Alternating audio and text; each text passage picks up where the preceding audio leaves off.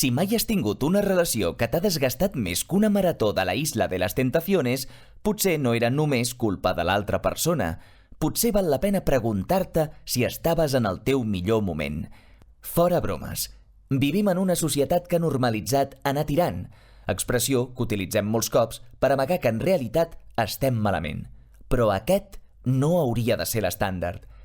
A més, es calcula que al voltant del 10% de la població mundial pateix alexitímia, una condició que dificulta expressar o comprendre les pròpies emocions i les dels altres. Un dels seus símptomes és l'absència de desig sexual. Per això cal parlar-ne. Et vull dir una cosa, hi ha una cosa que et vull dir. Dit al llit. Amb Gemma Prats i Èrica Bota. Un podcast per parlar del que passa dins, fora i a prop del llit. Menys merdes, més petons. Hola a tothom, benvinguts i benvingudes a Dit al llit. Ens hem plantejat realment alguna vegada si estem preparats per tornar a estimar algú? Com podem construir relacions afectives saludables amb altres persones si no estem bé amb nosaltres mateixos? La nostra relació afectiva és molt important a l'hora d'iniciar noves relacions i també de mantenir-les a llarg termini. Pors, inseguretats. De fet, d'altra banda, tots hem sentit alguna vegada la típica frase de que l'amor ho cura tot. Però és ben bé així? Avui ens hem plantejat explorar com la nostra salut mental afecta les nostres relacions de parella.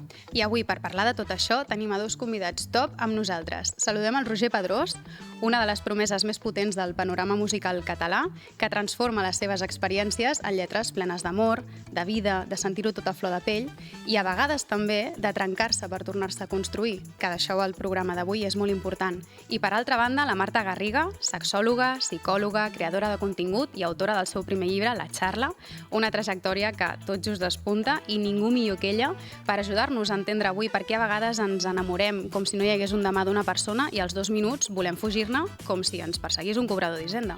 Doncs Benvinguts. molt bé. Gràcies. Benvingut. Doncs jo vull començar justament per aquesta pregunta mítica que tots hem sentit a parlar, que l'amor ho cura tot. Això és així? És a dir, ens centrem molt com que l'amor ens pugui salvar o que l'amor és la resposta a tot. Vosaltres què creieu? Endavant, si vols. Jo crec que Walt Disney ha fet molt mal aquí. Ja. És a dir, l'amor és indispensable perquè l'ésser humà sobrevisqui. Si neix un nadó i tu no el toques... Si neix un nadó i tu no el toques, simplement l'alimentes, li dones llet, aigua i ja està, es mor. O sigui, és imprescindible, com bons sers socials que som, que tinguem vincles i que aquests vincles ens donin certa seguretat. Això ho aprenem de petitets, quan som nadons, quan som petits, quan som adolescents, i després, depèn dels aprenentatges que haguem fet, doncs es reproduiran d'una manera o d'una altra en les relacions de parella o no de parella oficial, però a l'hora de relacionar-nos a nivell sexoafectiu.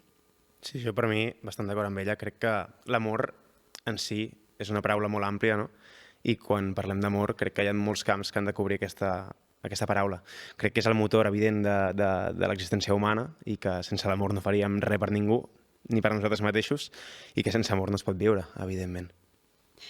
Tot i així, seria un error intentar recaure tota la nostra salut emocional només en el camp sentimental. És a dir, està molt bé sentir amor, però no hauríem de basar tota la nostra existència només en aquests inputs dels altres, perquè això ens pot dificultar a nosaltres mateixos avançar, no?, en altres aspectes. Clar, això com en les finances hem de diversificar. O sigui, no ho podem apostar tot en una, perquè si aquella una es trenca, se'ns derrumba tota la nostra identitat, tota la nostra autoestima, tot el nostre sistema social. Per tant, és important tindre vincles a nivell familiar, a nivell amistats i a nivell parella, doncs també. Si es dona el cas, perquè ja parlarem més endavant, potser tampoc és necessari tindre parella per poder sobreviure, però sí que quan és una part molt important de la nostra vida perquè establim vincles molt íntims. Fem coses que amb altres persones no fem i s'ha de cuidar. És a dir, que si nosaltres basem tota la nostra... estar bé en l'amor, que depèn dels altres, ens podem fer més mal Entenc. Sí, perquè en la parella ens mostrem les nostres vulnerabilitats. Llavors, és important assegurar-nos de que ens estem obrint amb una persona que es cuidarà d'això, que intentarà cobrir les nostres Sí, necessitats. al final, quan més intimitat tens, més vulnerable ets, no? Total. Vull dir que... Sí. Però crec que hi ha alguna de bonic en aquesta intimitat i en aquesta vulnerabilitat. Si no, també és com intentar ser com l'home de gel o la persona de gel que s'amaga darrere d'alguna cosa que potser no cal, no? Jo penso que, com deia ella també, tu tens un cultiu, uns camps de cultiu, no? I l'amor el reparteixes pues, amb la teva família, amb el teu cercle social, amb la gent amb la que treballes i en alguns casos amb la teva parella o no. Però per mi, torno a insistir en que l'amor, sigui cap a una banda o cap a una altra, és el motor que ens permet existir. I per veure com ens pot condicionar la nostra pròpia autoestima en les relacions de parella, tu, per exemple, Roger, has tingut mai algun moment més fosc emocionalment o més feliç? Com t'han afectat aquests moments a les teves relacions? Clar, és que a mi em passa que això, per mi són com comportaments estancs diferents, saps? Tipo, no puc condicionar si tinc una relació exclusivament perquè jo tinc un moment fosc, perquè potser tinc un moment fosc avui, saps? O sigui, crec que condicionar que tu estiguis bé o malament en relació que estiguis amb una persona o una altra, o no estiguis amb ningú, també és com molt simplista. Crec que també hi ha una responsabilitat afectiva cap a la persona que t'acompanya. No? I tu quan tries estimar a la vegada que tu et pots reconstruir. No crec que siguin parcel·les separades. Sí, estic d'acord amb això. De fet, a mi també m'ha passat tant estant en parella o intentant iniciar alguna cosa. De fet, quan em va passar que intentava iniciar alguna cosa, no identificava què és el que em passava. Però, per exemple, ara amb la meva actual parella també m'ha passat que estant en parella també pots tenir moments de no estar bé tu amb tu mateix i al final doncs, anar aprofitant aviam com ho pots això reconstruir. És normal, no? Que tinguis dies bons i dies dolents. Sí, Tothom els sí, té. sí. No? Clar, hi ha Sí. èpoques i al final Però, sí. es va retroalimentant cap a bé, Clar. cap a mal i cap a tot. Sí, i a banda de tenir dies dolents, crec que també hi ha com més unes èpoques més llargues de potser no estar bé. Bueno, al final són cicles tot, no? Sí. També em sembla supereslògan, supermodern el tema de quan estiguis bé estaràs preparat per estar amb algú, però hi ha un sostre d'això, o sigui, quan estàs bé del tot, és un curs... Això és veritat. Interessant. saps? O sigui, Sí. Mai s'està bé del tot. Vull dir, només per lo constants que som en tenir un caràcter i unes tendències en tenir un bon humor, mal humor, és a dir, que fluctuem, que no estem sempre igual, el tema és que una cosa són petites coses i l'altra és un problema més enllà que sí que a la llarga acaba afectant a la nostra relació i que al revés, pensem que les coses estan superbé o que estem superbé i de cop i volta passes uns mesos que no saps per què hi ha coses que s'encallen amb la teva parella i tu realment potser et sents de puta mare, eh? A vegades no, hi ha problemes com que no els detectem a simple vista, però ens anem autoboicotejant o sabotejant sense ser-ne conscients. Sí. I creieu que aquesta manera en la que estimem està influenciada per la nostra infantesa o coses que hem viscut abans? Totalment, sí. O sigui, això sonarà molt freudià i a mi Freud no em cau molt bé, vale? No passa res. Però... Descobrirem què li passa a la Marta en Freud també, però... Però sí que és cert, al final nosaltres, vull dir, hi ha un tipus d'aprenentatge que és aprenentatge vicari, que és a mi ningú m'ha explicat com és una parella com a tal. No m'han ficat davant un esquema, simplement jo ho he après perquè jo ho he vist i com que he vist com funcionen les coses, doncs jo dic, vale, doncs jo dono per sentat que això funcionarà així. Què passa? Que pot ser de gran, jo em junto amb una persona, que és el que acostuma a passar el 99,9% dels casos, amb una persona que té uns altres models, que té uns altres esquemes. Llavors, clar, potser la meva manera d'estimar és diferent a la teva i potser jo no em sento estimada no perquè no m'estimis, perquè no sé llegir com la teva manera d'estimar i al revés. Llavors, com s'arregla tot això, com bé dèiem al principi de tot, amb comunicació. molt d'acord. Sempre, la clau. És la La clau és la Comunicació. resposta a tot, no? Sí. Ja podem parar aquí. Però és que en això i en tot, en qualsevol Sí. cosa, vull dir... En tots Sí. els àmbits de la O vida. sigui, a vegades donem molt per sentada que hi és i no hi és, però és que és el que ha dit literal. Clar, crec que també el problema, o potser no és tan greu com un problema, no? Però com també costa a vegades identificar-ho. És a dir, potser podem comunicar-ho més o menys bé un cop ho hem identificat, però si és una cosa que encara no sabem què passa i simplement veus que l'altre m'ha fet això i a mi em fa ràbia, saps? I no? I tu reacciones d'una manera que pot ser... Aquí és on hi ha més el treball personal que dèiem, no? Crec que s'ha de treballar més en aquí que no en el fet de pensar que no pots estar amb ningú perquè Treballar estàs prou també bé. amb nosaltres mateixos. Absolutament. Clar, perquè potser et dona ràbia algo i no saps, ni tu mateix saps per què te dona ràbia o per què has saltat així. I és que molts cops els problemes de parella són la punteta de l'iceberg, és el que es veu, però el que hi ha davall de tot allò són coses molt més profundes que potser ni nosaltres mateixos hem arribat a entendre, a explorar o a poder veure. I poden ser bagatges que venen de molt enrere. O sigui, que crec que al final es tracta de... Bueno, moltes vegades és allò, no? Quan dius que veus el monstre és molt més petit, no? Però si no ho dius, està allà com remanent. Sí, i és cert això que atraiem també a vegades energies similars a la nostra. Sí, però no, depèn. Tot depèn. Tot depèn. Com ho diuen dels psicòlegs, tot depèn. La frase aquesta de la contrària, la de los opuestos se atraen, això fins a cert punt és cert, però que s'atraguin no vol dir que durin. Perquè clar, jo potser vull fer un esforç per encaixar amb tu, però al final sempre acabarem tornant als nostres orígens. Llavors haurem d'estar disposats a fer un treball per poder encaixar amb l'altra persona. Sí que el que nosaltres aprenem a casa poden passar dues coses, que ho vulguem reproduir o que vulguem reproduir tot el contrari. Ostres. Llavors també pot ser que el que més s'assembla a nosaltres ho rebutgem, perquè ens recorda alguna cosa que ja hem viscut i que no ens agrada. Hi ha moltes variables aquí que A mi m'ha passat juguen. tantes vegades això de voler encaixar, o pot ser encaixar i agradar i fer coses per agradar. A tu t'ha passat alguna vegada això, Bueno, Roger? crec que el model social en el que vivim implica això, no? Crec que parlem super de la societat més lliure de la història i de tot això, i crec que justament les plataformes socials, les xarxes socials, és una cosa molt guai que ens permet comunicar-nos en molts aspectes, però també ha sigut un absolut limitant de les llibertats individuals perquè de cop s'ha convertit en un aparador de prototips, no? En el que has d'encaixar en aquests prototips per ser alguna persona d'èxit, no? I crec que això condiciona absolutament la vida personal, la vida amorosa i la vida laboral de qualsevol individu.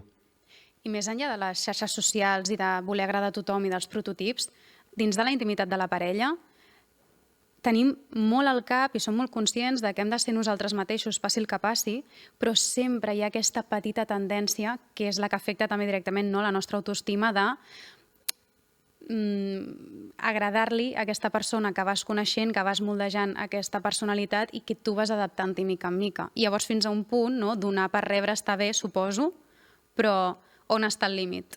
Sí, ja no tampoc... Perdona, dic, ja no només això, sinó que també lluitar moltes vegades, no sé, depèn de la relació que tinguis, però en el meu cas moltes vegades, per exemple, en el prejudici social en relació a o com s'analitzaria com és la teva relació des de fora. Això també és una lluita individual que has de Ostres, fer. això és molt fort. Saps? A mi, a vegades, temps enrere, em va costar molt deixar una parella que tenia, perquè al final tot el cercle d'amics, la família que està implicada, també és molt dur, això és molt difícil.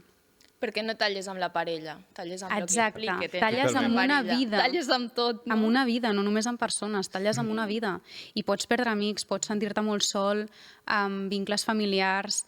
L'acceptació també amb els pares. Si era una persona que els agradava molt als teus pares, que confiaven en tu, que ja estaves centrada a la vida amb aquesta persona, i de cop i volta els hi dones una decepció més, Ai, total. acumulada a totes les que portes donant. I no paren de No? preguntar-te, i què ha passat? Clar. I perquè, ai, mira que era maco, o maca. I tu estàs Clar. feta merda perquè, a més, potser era una bellíssima persona, però no és que no us hagueu entès, sinó que a vegades hi ha coses que estimar-se no és suficient, no? Tampoc. Total, l'amor mai és suficient. Són moltes més coses i a vegades si una d'aquestes no funciona...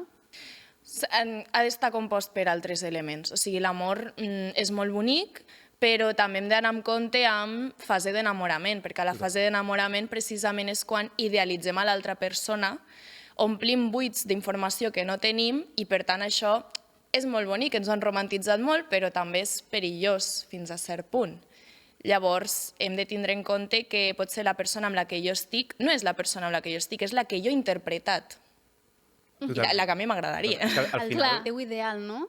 al final no sé si m'equivoco, però crec que quan tens la fase d'enamorament és com tirar-se en una muntanya russa o com anar-se'n de festa i fotre't un munt de copes, no? És la dopamina full de, joder, com m'agrada, però en realitat no ho estàs racionalitzant. També et dic, si no tinguéssim aquest enamorament, seria molt fàcil no tenir relacions de parella, perquè crec que és el boom necessari a nivell biològic, físic o químic del cos per poder establir una relació que després pugui construir les bases del que deies, Marta, d'una estabilitat que estigui construïda per molts altres camps, un cop ja ho has baixat a terra. Aquesta és precisament la funció de l'enamorament, és enganxar-nos des d'un punt de vista addictiu, pràcticament. O sigui, se pot fer aquest símil.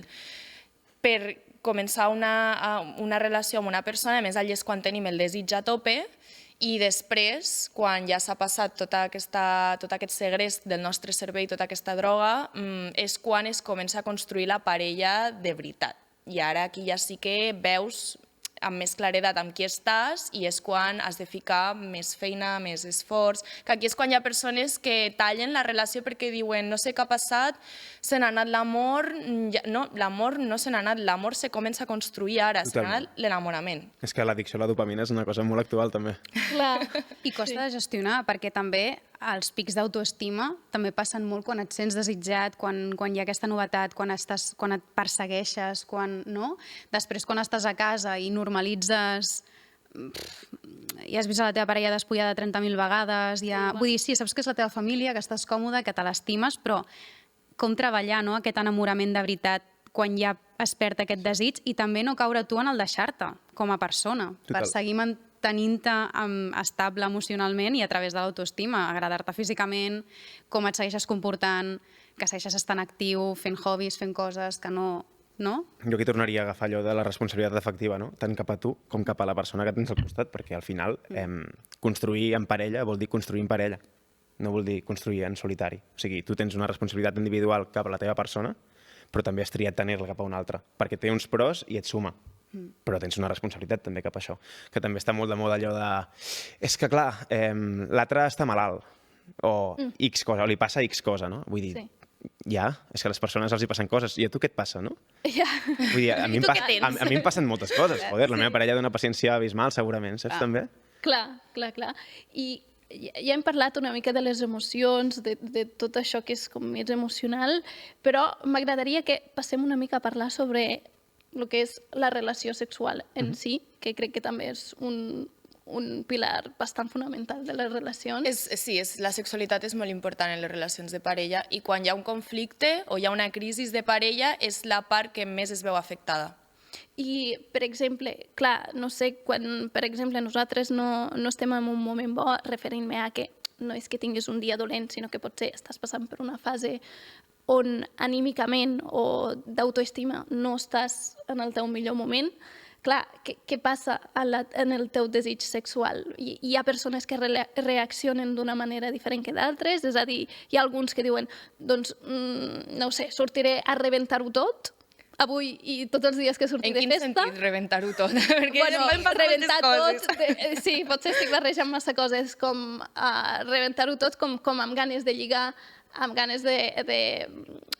Aquesta rebentació. Sí, aquesta rebentació, o després, si vols tenir relacions sexuals, o, d'altra banda, o potser ens baixa totalment perquè no tenim bona autoestima. O seguretat en nosaltres mateixos. Sí, jo crec que també té molt a veure amb si ets una persona més racional o més física. Jo, per exemple, quan estic en períodes d'estrès, el meu libido se'n va cap avall, i és per un tema de que sóc una persona molt racional, que moltes vegades està aquí a dalt i justament he d'estar bastant tranquil per estar com equilibrat, i crec que també la societat empeny bastant cap a això. Però hi ha altres tipus de perfils, crec que són molt més impulsius, molt més físics, i que justament la dopamina del sexe, la dopamina de sortir, o qualsevol cosa que tingui relació, és un pic que et permet fugir d'aquella sensació d'estrès, no? Crec que depèn del perfil de persona, no sé. Clar, el que passa és que és un pic momentani. Absolutament. I per tant necessites més i més i més. I d'aquí el perill de que puguis sortir a rebentar la nit i necessitis una i una altra i una altra, i cada cop impulsos més intensos i més forts i més tal, fins al punt en què t'estiguis fent mal a tu, estiguis fent mal a altres persones, això ja seria perjudicial. 100%. Si no fas mal a ningú, pots fer el que et doni la gana. Però si estàs fent mal a algú, aquí ja sí que és on estaria. I el cos al final ens avisa. Altra cosa és que el cos ens avisi i nosaltres diguem, no miro. No li fem cas. Total. No li fem cas. Però quan el pic d'estrès és molt alt, doncs allí és quan, per motius de supervivència bàsics, el líbid es desploma. vale? Perquè el nostre cervell, quan detecta un perill, no sap detectar com a tal, la part subconscient no sap si aquest perill és un lleó que m'està a punt de menjar o és m'he discutit amb la meva mare i porto una setmana discutint amb ella, que pesada.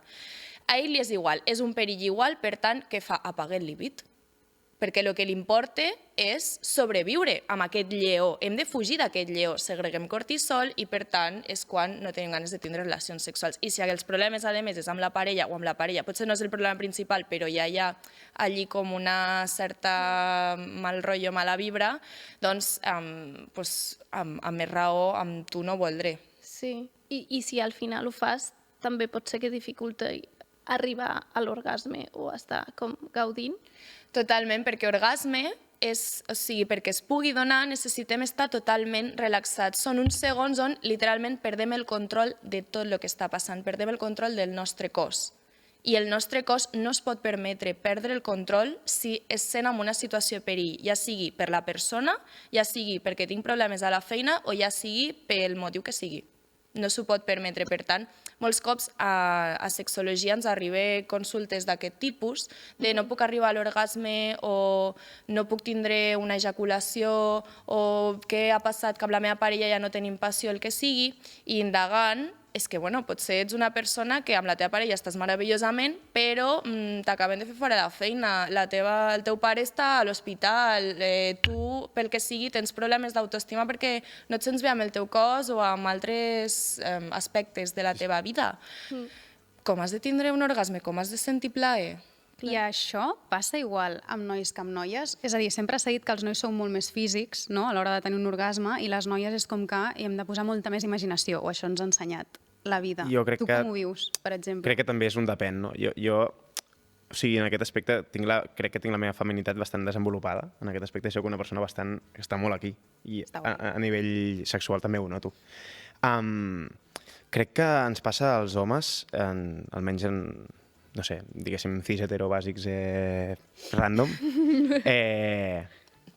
que tenim una educació també molt basada en l'educació sexual, molt basada en la pornografia. I crec que això sí que ha fet molt mal a nivell de condicionament del que és tenir una relació de parella sexual, afectiva, que que sigui sana i que sigui adequada. Saps? Crec que hem tingut una educació en aquest aspecte bastant nociva i que això també ha condicionat molt la manera d'entendre el que és un orgasme, d'entendre què és el plaer en el sexe, entendre què és relacionar-se amb un altre més enllà del plaer individual. Torno al fet de que crec que el sexe és una cosa on s'ha de compartir i moltes vegades aquesta educació sexual que rebem i que avui en dia rep a nivell extremadament heavy dificulta molt les coses, crec. No sé en el cas de les dones com ho viviu, això. Sí, clar, jo, per exemple, crec que sí que és cert, però potser és per experiència pròpia, potser hi ha dones que tenen una facilitat increïble, però sí que nosaltres hem d'estar molt en físic i molt en mental. Vull dir, és un punt on realment sí que has d'estar relaxat i que costa. I sempre es parla, no?, de que tendim a fingir els orgasmes, més les dones que els homes, perquè la pornografia també t'ensenya això i has d'acabar, i has de cridar, i has de fer que l'altra persona tingui plaer, i tu potser en aquell moment estàs i saps que trigaràs molt més que l'altra persona. I, clar, quan una relació s'acaba també hi ha moltes maneres de fer-ho. Llavors ara m'agradaria que passem a fer una mica a jugar una mica, que ens agrada molt això. Què, Gemma, passem a un joc? Voleu fer? Us animeu a fer algun joc? Vinga. Va, aviam, Gemma, què ens tens preparat? Vale, el joc es diu Últim missatge al teu ex. Vale. L'hem d'ensenyar? No. Ah, vale. Jo, Si no heu de ficar el més 18, Una boníssima idea. És una audiència tira, Vull dir, tu mateixa tens aquí les càmeres. Tens el mòbil a sobre, volem veure aquest últim missatge de l'ex. No, però està bé reflexionar, per exemple, ho deixem amb una persona, quina és l'última cosa que li diries a aquesta persona? Per exemple, sort que vaig fugir a temps. Ah, és teva aquesta? L'has fet molt bé. servir? L'he pensat, però no l'he arribat a dir mai. Però No s'ha de diria. dir tota la vida, vull dir, hi ha coses que ens podem guardar per nosaltres. Sí, no? O per les amigues o pel podcast. Sí, exacte. Què? Jo és que generalment quan he acabat bé, llavors no tinc Bueno, gaire... o bé, un missatge bonic. Clar, Sí, vull una dir... cançoneta. És que, Quina li recomanaries? Vinga. no ho sé. Vull dir, les persones que he tingut relacions, avui en dia encara m'hi parlo i m'hi porto bé. Sí. Oh! Ai, l'altre dia vaig veure un vídeo d'una persona que deia no, jo sóc l'ex ideal, totes les dones o totes les persones amb les que he estat em volen com a ex perquè acaben sent amics. Jo tinc de tot, sóc molt col·lega d'un ex meu i altres ni en parlo ni sé de la seva És que vida. depèn de les circumstàncies també, suposo, no? Vull dir, jo com que entenc quan han sigut coses que jo he fet malament, penso, pues també entenc la situació de l'altra persona, no? Sí. Crec que les circumstàncies personals condicionen molt. Tendim també a ser molt incendiaris, i hi ha motius per ser-ho, però en el meu cas no ho ha sigut mai, llavors. Responsabilitat afectiva. Absolutament. I tu, Ah, Marta, no, has jo dit en el meu alguna cas he cosa acabat així? fatal amb tot. Responsabilitat incendiària. What? O sigui, amb els oficials com a tal, que n'he tingut 3, he acabat malament amb tots. I què els hi has dit? A veure, com a tal, Aquí no ho sé, tornis. però de cadascun m'he portat un aprenentatge pel Això següent. També us dic, porto 4 anys soltera, vale? O sigui... Vale, apunteu, Amics, sisplau. amigues. Apunteu el que diu la Marta. Clar, o sigui, sempre de... Bueno, és que no han sigut errors, perquè si jo no hagués estat amb aquestes persones, avui en dia no seria la persona que soc i estic molt orgullosa. Així que... Això també és veritat, que a banda de saber què volem a la vida, aprenem què no volem en les següents persones que coneixem. Bueno, és que això en tota la vida, no? Els errors és la millor manera d'avançar. Sí, així total. que potser el meu últim missatge seria gràcies. Molt bé. Gràcies. i Responsabilitat següent. efectiva. Per participar. Gràcies per participar i podem tornar a les nostres És preguntetes. boníssima. Doncs, Roger, què? Crec que ho has dit una mica abans, però si vols desenvolupar una mica més, si ets més una persona emocional o més física a les relacions. Depèn del moment, però sol ser bastant racional amb les coses. Intento com... Crec que el que ens diferencia justament els humans dels animals moltes vegades és la capacitat de racionalitzar. Intentem aplicar-ho. Gràcies. Perfecte. Ja està. Molt bé. Però també Molt la directe. passió No, però i els sóc una persona sentiments. superemocional. Si no em dedicaria a la feina que em dedico, Per favor. a tope. Però Dic, ara crec tengo que el titular justament aquí de el la ser vida. emocional també té una tasca superimportant en la racionalització. Crec que l'equilibri entre aquestes dues coses és, no sé, és el yin i el yang. Molt bé. No sé. Estic quedant aquí una mica com modo zen, però no, en sèrio. Però està bé. Vull dir, la gent que és més emocional, com subsistir dins d'una relació llarga on cau la passió, cau tot, només queda l'enamorament, com cuidar entre els dos que sempre hi hagi aquest algo menys racional i més especial que per mi s'ha de mantenir sempre. Si no, quan això decau, per més que estimi a la persona a la que estic més apagada, estic més... Des de l'emoció, si és molt intensa sobretot, jo no recomano prendre decisions importants. Hem d'intentar pujar-ho fins a on puguem i fins a un nivell que ens sentim còmodes, fins a la raó. Perquè amb les emocions molt intenses, literalment, la part racional del cervell és com si estigués desconnectada. ¿Vale? Llavors, a curt termini, doncs, segurament agafarem la millor opció, però a llarg termini no. I a veure, Carpe Diem està molt bé, però quan passa més temps, no? Pues a vegades més cap endarrere dius, bueno, potser no vaig prendre la decisió més intel·ligent. Hem d'escoltar les nostres emocions sempre, perquè tenen la seva funció, totes les que ens fan sentir bé i malament, però hem d'intentar aplicar una mica de raó. I potser va lligada molt amb la part passional, però com distingim si ens estem posant en una relació per tapar un buit o perquè realment volem estar en aquesta relació? És a dir, si jo sóc molt racional, fins que no sé que estic enamorada d'aquesta persona i m'ho prenc amb calma i tal, no actuo. Però a mi, per exemple, que he necessitat més inputs constants al llarg de la vida, a vegades és això. No sé si he començat a sortir amb gent per omplir aquest buit emocional que tinc. Jo, per mi, la resposta... Sí, No, Sí, no? dis. sí, et diria que... No sé si ho he dit abans, això, però crec que la relació apareix quan no la busques. O sigui, la relació adequada apareix quan no la busques. Crec que Ai, la parella es genera quan passa un enamorament, però és espontani. No perquè ai, que t'estiguis dit pretenent algo ara trobar-lo. aquí. Però jo, per exemple, com soc molt passional, tinc molts enamoraments amb molt... O sigui, no... Entenem-nos. Sí, s'entén. Vull dir, si jo sóc molt passional i sóc molt natural, jo tinc com aquesta predisposició, no? a fluir amb les persones, i a vegades doncs, amb una persona que mínimament tens química i t'hi entens, doncs pa'lante, però no t'has parat potser a pensar fins a quin punt t'estàs deixant emportar per aquestes emocions sense posar-hi la racionalitat, després et fots l'hòstia no una sinó 40 vegades, perquè és un patró, no? I... Clar, allí està la cosa. Si tu identifiques que tens un patró, ves a teràpia, i a part d'anar a teràpia, intenta identificar d'on ve aquest patró, ¿vale? Perquè està cobrint alguna necessitat que pot ser és totalment desadaptativa. Llavors, i després també has de prendre la decisió de jo vull continuar aquí o no, perquè és tan lícit continuar com no, al final és la teva vida i ets tu qui decideix. Des de fora ho veiem tot molt fàcil i molt bonic i molt tal. El teu caràcter et porta a fer això i és, com deies tu abans, en plan, si no li fas mal a ningú, més enllà de a tu mateixa, que ho tries lliurement. Bueno, Sí.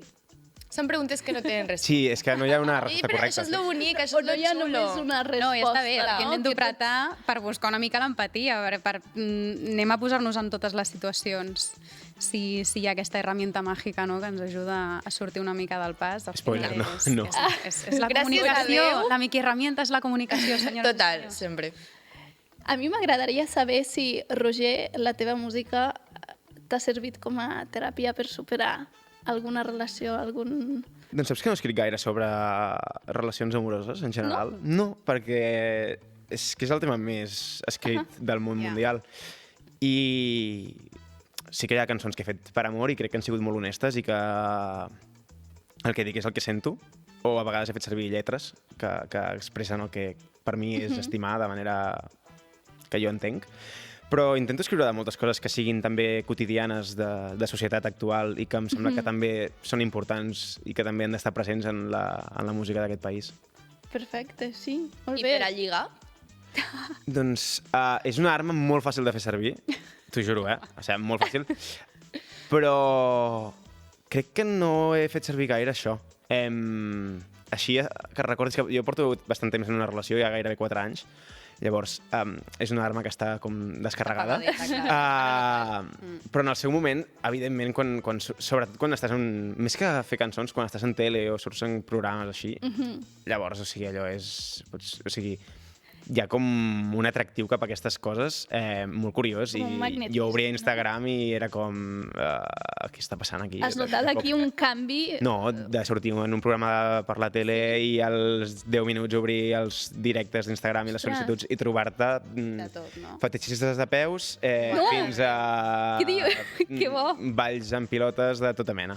T'ho juro. Directament, sense Un preguntar. missatge directe. Directament. Obre el vídeo i t'ho trobes. No, al pilot justament vam parlar de lligar i va sortir el tema de les fotopolles. Sí, no, però I tu jo dic què tant per reps? homes com per dones, m'ha passat Sí? per les dues bandes. No, clar, el fort és que al pilot, per exemple, teníem també una noia i un noi Sí. de convidats i la noia rebia quantitat de fotopolles, el noi no, com si les noies no se'n girés el xip d'aquesta manera. Segur que estadísticament la diferència és abismal, segur. Però vull dir segur. que em sobta. Però L'ha rebut. a mi m'ha passat, i de fet m'ha passat també fa molt poc, tipus un missatge al nivell de... Si t'envio una foto de les tetes em regales una entrada per un concert. Mare O sigui, de I jo del pal, Vaja. i jo del pal Ostres, no. perdona, treballem en favor de justament que aquestes coses no passin. Sí. No, i es va ofendre. Ah, De que li digués que no. ai. Senyora, això és assetjament. Ah, no. Senyora, això Clar. és assetjament. Vull Vull dir dir, ho que- miris com ho miris. Això no es fa. Es va ofendre perquè vaig dir que no, que m'agradaven molt les tetes, que no passava res, però que no m'interessava veure les seves, saps?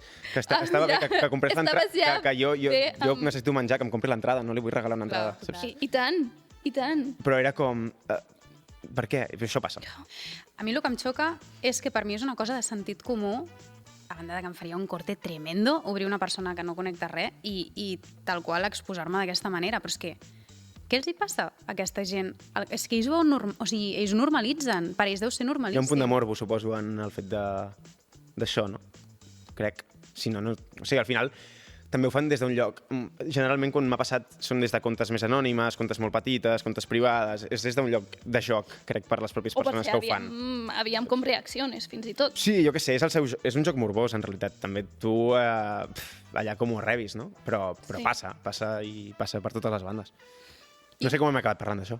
Bueno, no, Sí, però bueno, està una bé. cosa porta l'altra, clar. I on està el descobrim límit? Si coses algú molt et ve a la consulta amb aquest patró, fins a on, vale, tots hem de tenir una imaginació a l'hora de tenir sexe, doncs quantes més coses o iniciatives puguem prendre, doncs fantàstic, però d'aquí a que els teus fetitxes o les teves no, es converteixin en assetjament, però tu realment estiguis com, o sigui, supernormal i m'encanta. Vull dir, em sembla lícit que canviïs el missatge, l'únic que penso és que un cop t'han dit que no insisteixis, no? Exacte. Ja, aquesta és una altra, sí. No, o sigui, tot, des del meu punt de vista, tot ha de ser consensuat. Vull dir, tampoc cal que anem amb el contracte a la cartera, No, vale, això, no? Clar. Però, a veure, si no hi ha senyals, o les senyals que hi ha són ambigües, o clarament no és un sí, vull dir, sigui el que sigui, no és un sí, xato, no, o sigui, això no es fa, vale? I això no vol dir ja que no està. juguis amb el morbo i que puguis intentar fer coses. O sigui, benvingut sigui, si no, joder, també serem uns paràsits tots. No, clar, però el que dius tu, quan un defineix un límit o quan una cosa un no la vol fer, això dins de la relació de parella també molt aplicable, que això també és un clàssic, eh? Important. El fet de que la comunicació, com dèiem, tota l'estona aquesta paraula, però tant a nivell de relació humana com a nivell, sobretot, al llit i sexual, o sigui, per mi és la base de tot, perquè quantes relacions, i jo, per exemple, amb la meva parella, que això en parlo molt, me n'adono d'ella, de casos que ha viscut ella en relació a les seves exparelles, quantes vegades ha dit que sí a coses o ha consentit coses sense ser conscient realment que això potser era, en certa manera, un abús, saps? Perquè ella no ho volia triar realment. És veritat. Per pressió social, tornem al mateix, saps? O perquè si no tu ets la frígida o si tu Clar, ets... perquè és el que s'espera d'ella. I això també afecta l'autoestima, això també fa molt mal i ens afecta la nostra identitat. Vull dir, se'ns pot pressionar, i podem pressionar, perquè també jo crec que és important reconèixer que nosaltres també és possible que algun cop haguem participat en Totalment. abusos i en assetjament sense voler.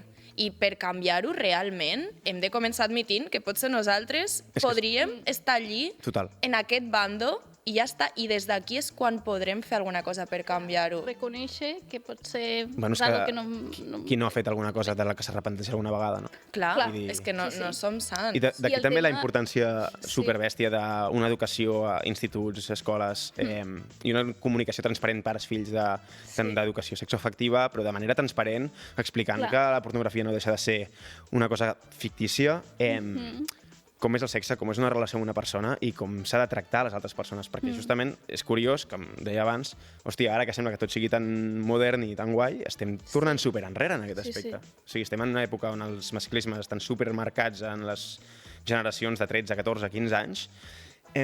Com pot ser que estiguem aquí quan hem fet tanta feina per anar endavant, no? Clar, i és important també no culpabilitzar, és a dir, no posar el focus en les persones que potser és el que han vist i han après, No, s'ha de treballar en això. intentar treballar Com a societat tenim una responsabilitat en i millorar, no és ara responsabilitzar les noves generacions, sinó que si les noves generacions estan en aquest punt és perquè les que nosaltres o els que venen d'abans han provocat que estiguin en aquest punt. Perfecte, doncs... Bueno, jo tinc una altra Sí. pregunta, Digues. que és com creieu que podem aprendre a estar bé sols abans de buscar parella? Us donaré un exercici que me va recomanar la meva psicòloga en el seu moment, quan vaig tallar amb la meva segona exparella. Em va dir, literalment, escriu-te una llista de quines característiques t'agradaria que tingués la teva parella ideal. Vale? Me la vaig escriure i em va dir, ara te la penges a la teva habitació, la portes al fons del mòbil, el que tu vulguis. Treballa per convertir-te en aquesta persona i cada cop que tu consideris que has donat un pas, has fet un check a la llista, literalment fes un check a la llista, subratlla el que sigui, ves complint la llista. Per què? Perquè quan tu te converteixis en una persona que pot cobrir pràcticament totes les teves necessitats, hi haurà necessitats que no, per lo que dèiem al principi, no? De som éssers socials, jo necessito relacionar-me, vull dir, jo sola al món me moro. Però quan et converteixis en aquesta persona, et vincularàs no des de la necessitat, sinó des de la individualitat. Tu triaràs estar amb aquesta persona perquè et ve de gust tu com a persona completa. O sigui, aquí trenquem el mite de la mitja taronja. I em va semblar... O sigui, jo ho he fet, ho vaig fer en el seu moment i jo ho recomano a consulta. Em sembla un exercici molt xulo. Que bé, perfecte. Molt bo. Jo, en Superbon relació consell. a això us diria que penso, com al principi he dit, que són dues coses diferents. O sigui, jo crec que és important, sobretot, anar al psicòleg, tractar-te tu com a individu, però això no és una cosa que s'hagi de fer en paral·lel al fet de no tenir parella. O sigui, crec que pot venir i que pot passar i que això és una cosa que pot treballar-se des de dins de la parella i des de fora, i que també tinc l'experiència de tenir molts amics que imaginen una parella idíl·lica i perfecta i que fa 10 anys que esperen encara. I que crec que hòstia, en la imperfecció hi ha molta bellesa. Clar, clar. Oh, la frase Molt del dia. bé. Perfecte, doncs crec que ens queda un últim joc. Ja per Què? acabar, per Ens tancar el divertim programa. una estoneta més? Vinga. O ara sí que us posarem a prova. Vale? Va. Ara sí que ve la prova. No, és una prova com l'escangur del col·le, Vull dir, anem a posar-vos una mica a prova com de molt creieu que coneixeu la societat d'avui en dia o poc. Nosaltres us hem preparat uns percentatges a certes situacions. Per exemple, a quin tant per cent de la població li passa això? Vale? No clavareu el número perquè és molt difícil, però a veure qui dels dos s'acosta més. Vale. Vinga, Vale, endavant. vinga. Tinc més de Aviam, perdre. Gemma, què? Vinga, primera, quin percentatge de parelles creieu que admeten haver revisat el mòbil de la seva parella sense permís? Ostres, una pregunta. Aquesta enquesta, sabeu a quin nivell s'ha fet? Clar, no hi ha enquestes que englobin tantes preguntes. Llavors hem intentat agafar d'arreu d'Espanya per fer-ho més gran, de diverses fonts, hem intentat recopilar dades diferents. Llavors no són el mateix número d'encastats a cada... Però intentem buscar un número, evidentment això, que reflexi, entre Clar, cometes, la realitat. Clar. Però aquí el és tema com és més que un dir, reconeguin. va, tu què penses, que són Sí. molts o pocs? Jo crec que són molts, Però que reconeguin, Sí, sí. Que ho reconeguin menys. jo vaig amb un 35. Sí? Va, un número, 40, va, fem-ho sí. ràpid, això. Un 34. Espectacular. No, clar, això també és per veure, en plan, no, això segur que és un 80, de cop i volta és un 20, no? És una mica per veure el xoc de realitat, encara que com no tenim les dades de tota la gent encastada, no seran reals al 200%.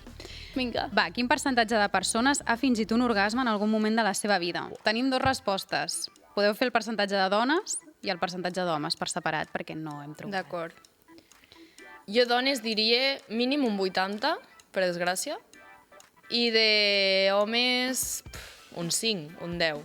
Uà, l'abisme, Jo d'homes diré també tipus un 3 i de dones vaig a dir un número així random, 89.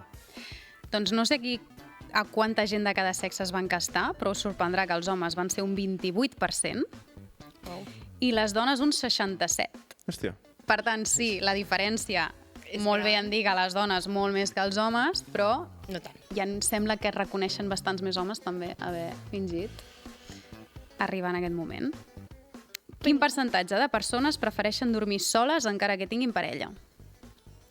Hòstia. Més de les que creiem, jo crec. Segur, sempre. És un tema de comoditat, ja no és Això un tema sentimental. també deu ser... Depèn de quin casting, perquè crec que moltes parelles de fa molts anys, tipus de fa, que ara són parelles més grans, hi havia molts més matrimonis també per conveniència o molts més matrimonis perquè se suposava que era el que tocava, no? Per exemple, a casa meva, els meus avis, era també perquè l'educació que rebien meva àvia era has de trobar algú que la seva família sigui adinerada i llavors et puguis ajuntar, i el meu avi també, saps? Per l'altra banda era com trobar una noia que estava super pactat això. Per tant, Clar. jo crec que depèn de la xifra, però segurament generacions que han estat casades, perquè ara cada cop hi ha menys matrimonis i menys relacions realment de parella, depèn d'això, determina molt el percentatge. A mi només em passa quan la meva parella ronca. Per la resta sí que prefereixo Ara que ve dormir. l'estiu pot ser una mica més.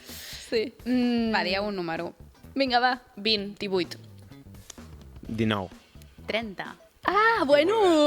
Molt a prop. Ole. Sí, és bastant d'estudi sociològic, aquesta. Quin percentatge de persones diu t'estimo a la seva parella cada dia? Jo diré 60. No ho sé. 50. Només un 25% de les parelles diuen t'estimo diàriament. Estic dins del 25, Jo li dic a la meva Jo estic parella dins del t'estimo, 25. jo també, Sí. cada dia. I més d'una Perquè és vegada. també rutina, quan surt per la porta, quan se'n va a treballar, adéu, t'estimo. Bueno, jo crec que també hem de vigilar perquè no sigui un bon dia, que no es converteixi No, en... total, per mi no ho és, això és veritat. Per mi no ho és perquè no ho és, però... Sí, sí, sí. Però també penso que ve lligat amb les accions diàries, no? També el fet de... O sigui, m'agrada que després de 4 anys de relació pràcticament doncs encara em vagi a raspallar-me les dents i m'hagi posat la pasta al raspall. Això és un t'estimo també d'una altra manera i guai, clar, saps? sense Per dir dir-ho alguna cosa, verbalment. Però crec que cuidar aquestes coses és també les que mantenen la flama, no? No sé, jo, per exemple, me n'adono que amb la meva parella tenim molt contacte físic i me n'adono amb moltes parelles que no hi ha contacte físic i des d'aquí també se refreden molt les coses. Ai, Saps? jo també soc així, com no sé, molt tocar. Nosaltres també. per mi és superimportant. Sí. Crec que allà hi ha molt la flama de les coses, no? O sigui, no entendria mai una relació sense el contacte. En el meu cas, Vinga, seguim. Molt bé. Quin percentatge de persones creu que el seu ex encara està enamorat d'ells? Hòstia. Deu ser més alt del que sembla, això, Jo també l'he pensat. El tema egocèntric és bastant potent avui en dia. Un 40. Hòstia, m'ha flipat molt fort. Jo hagués dit un 70. 2. Hòstia, va guanyar el Roger de Calle, un 42. Ué! Que m'ha costat moltíssim. Sí, no sé si hi ha una mica d'ego en aquesta pregunta, però... Hòstia, és molt alt, És molt alt. Molt alt, jo crec, sí. Sí, és molt alt. Vinga, seguim. Quin percentatge de persones s'han plantejat deixar la seva parella després d'un viatge junts? Buah, això és molt alt. La prova de foc, La convivència en un viatge. Sí. Sí. I la planificació de tot el viatge, sí. Què opineu? Quin numeret li posem a això? 37. Molt? I és que, mira, sobre aquest tema hi ha una cosa que em xoca molt perquè jo vaig estar a una escola privada, així, tipus l'Opus i tal, de petit, i tinc amics i persones que conec que són d'aquestes relacions, que venen d'aquests cercles, i me n'adono que es casen sense haver conviscut, saps? I això em xoca moltíssim. Llavors, en aquesta pregunta penso que és una mica el reflexe del mateix, però allà estan molt lligats, és molt curiós. Bueno, no sé si us ho havíeu plantejat, però és heavy el fet de que... Clar, o sigui, et cases i a partir d'aquell moment vas a viure amb aquesta persona. Per mi això és impensable, Ja, és doncs, molt de... això passa, Tantes dels Doncs aquesta pregunta m'ha donat vibes, això. Què has dit tu de percentatge? 27? No ho sé. Has dit No me'n recordo. algo bastant... Sí, Jo diré Crec que 47. 47. Un 21%. Hòstia, molt bé. Bueno, He sigut molt negatiu, porta bastant bé la gent. Vinga, va, farem l'última pregunta. Quin percentatge de persones ha tingut somnis eròtics amb el seu cap? Amb De el la seu feina. cap de la feina. Cap Uau. sí, no amb el seu cap. Però jo crec que s'entén amb un rol superior. A Sí, no? sí. Una persona a la teva vida Exacte. que... Un 20. Jo diria un 13. Guanya Roger un 22%. Estàs super al dia. Super a prop. Ja ho sabeu, no feu enquestes a la població, pregunteu-me. Que bé I tant. se Vinga, doncs aquí hem acabat el joc i amb això el programa d'avui arriba al seu final. Doncs us volíem agrair que haguéssiu vingut aquí avui amb nosaltres. Jo espero que us ho heu passat bé. Super. Jo m'ho he passat molt bé, crec que la Gemma també. Molt. Ha sigut molt guai, també està bé tocar temes que siguin... Sí. No sé, que et toquin més enllà de la feina que fas exclusivament, sinó que puguis... En el teu cas et toca molt de prop. Ah, però a mi Però- m'encanta. però- Sí, toqueu el que vulgueu. Parlarem tot el Que en dia ocasió d'això d'això no amb parlo la gairebé mai Marta. i em sembla que és superinteressant i super necessari. Sí, per estar bé també amb un mateix, Total. Molt bé, Pues doncs- res a dir, que toca despedir-nos del programa, dir que sempre l'amor ha de sumar i no restar, que ens cuidem molt a nosaltres mateixos per poder cuidar les altres persones. I aquí també nosaltres ens despedim perquè és l'últim capítol de la temporada, així que volem agrair-vos també a tots vosaltres que ens heu acompanyat durant tot aquest temps i esperem que ens puguem tornar a veure o que ens pugueu tornar a escoltar i sentir, si us ve de gust, ben aviat. Molt bé, moltes gràcies. Adeu. Adéu! Et vull dir una cosa, hi ha una cosa que et vull dir. Dit al llit. Amb Gemma Prats i Èrica Bota. Menos merdes, més Petons.